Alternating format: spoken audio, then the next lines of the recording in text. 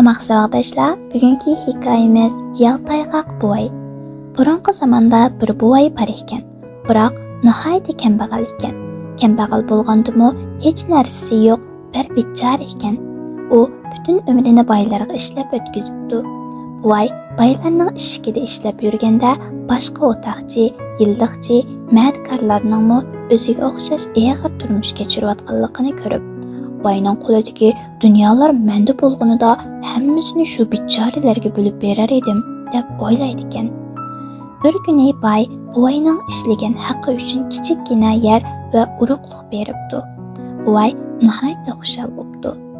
U o'z oldiga dehqonchilik qilmoqchi bo'lganida o'zining uzundan beri o'ylab yurgan shu orzularini yana qo'zg'alib qopdi.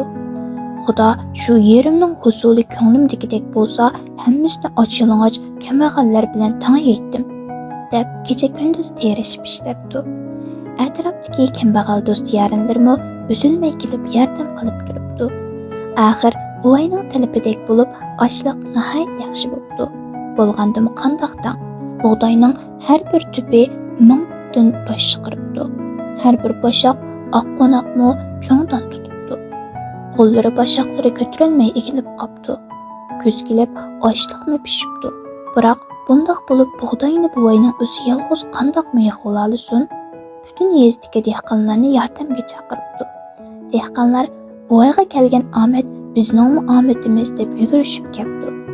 Ochliqni hamma umlikda o'rib, tepib, chashlab tayyorlik qilib beribdi. Marjanda qip-qizil bug'doylar xaman-xamonga dövlanib ketibdi. Taq-taq bo'lib dövlangan ochliqni ko'rib, buvayning niyati buzilibdi. Nafsi yo'g'inib, boyliq qo'yga tushibdi. Cho'ng xo'jayin bo'lib, onda yetib rohat ko'rishni o'ylabdi. Yer yo'lak bolg'arlarni unutibdi. Aradan uzoq o'tmabdi. Havo birdanla tutilib, nihoyatda qattiq yomg'ir yog'ib ketibdi.